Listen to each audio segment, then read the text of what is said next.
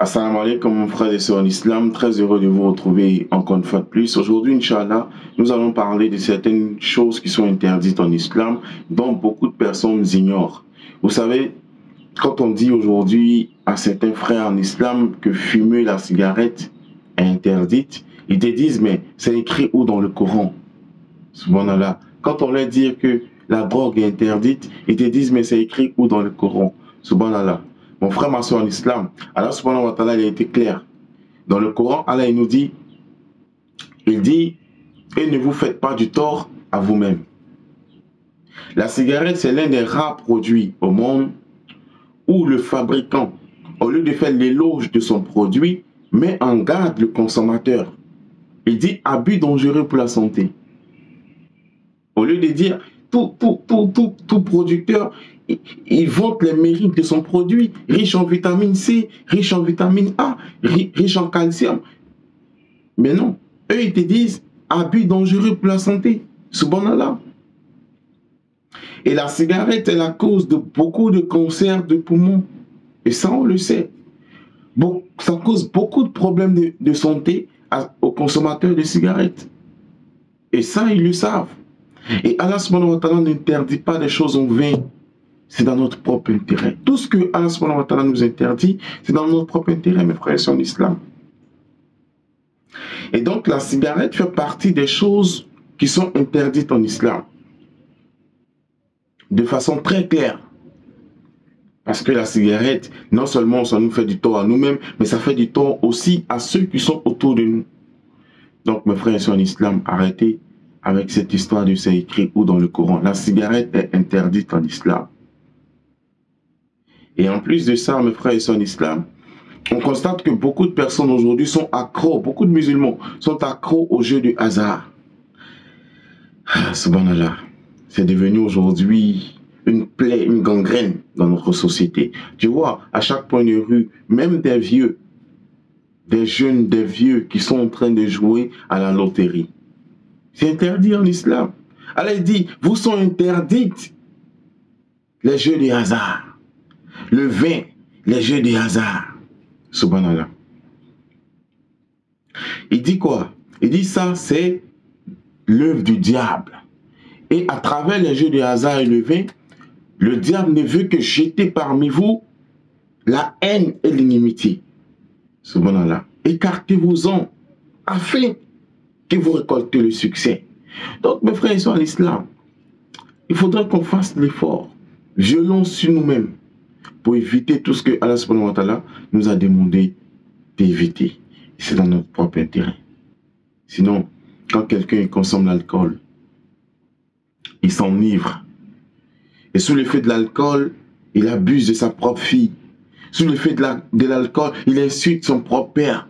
Sous l'effet de l'alcool, il tue quelqu'un parce qu'il conduit en état d'ivresse. Il aurait pu éviter s'il avait évité l'alcool. Il n'aura que des regrets. Mais à quoi ça sert de regretter? Mon frère, ma soeur en islam, il y a une histoire qui s'est passée en Égypte. Un jeune homme, il allait s'enivrer. Il a consommé l'alcool, il était ivre, il s'est drogué, tout ça. Et quand il est rentré à la maison, sous l'effet de l'alcool, il a pris un couteau, il a menacé sa propre mère. Et il a obligé sa mère ainsi à avoir des rapports avec lui. Subhanallah. C'est une histoire réelle. Et il a eu des rapports avec sa mère, sa propre mère, qu'il a engendrée.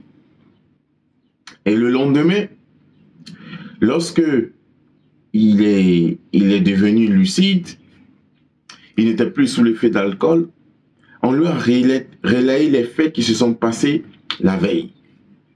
Mais le gars, il n'a pas pu supporter. Subhanallah, il s'est suicidé. Il a pris un couteau, il s'est suicidé. Donc, regardez la conséquence ici de la consommation de l'alcool et de la drogue. C'est sous l'effet de l'alcool, sous l'effet de la drogue, il a obligé sa propre mère à avoir des rapports avec lui parce qu'il ne savait plus ce qu'il faisait. Lorsque vous êtes dans un second état, c'est le shaitan, c'est le diable qui prend possession de vous, de votre esprit, de votre corps. Et donc, vous êtes guidé par un esprit malsain, maléfique, qui vous pousse à faire des choses détestables. C'est ainsi que lorsqu'il est revenu à lui-même et qu'on lui a relayé les faits, il s'est dit non mais c'est pas possible, j'ai pas fait ça. On dit si, tu l'as fait. Il a dit non, je peux pas supporter. Il a pris un couteau et il s'est donné la mort.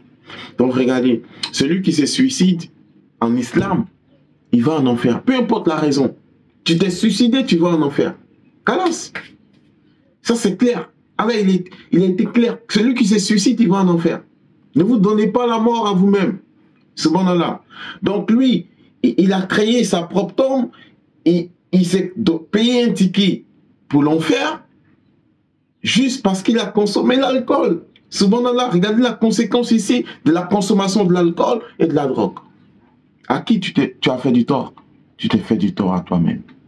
Mon frère, ma soeur en islam, tout ce que Allah subhanahu wa ta'ala nous interdit, c'est dans notre propre intérêt.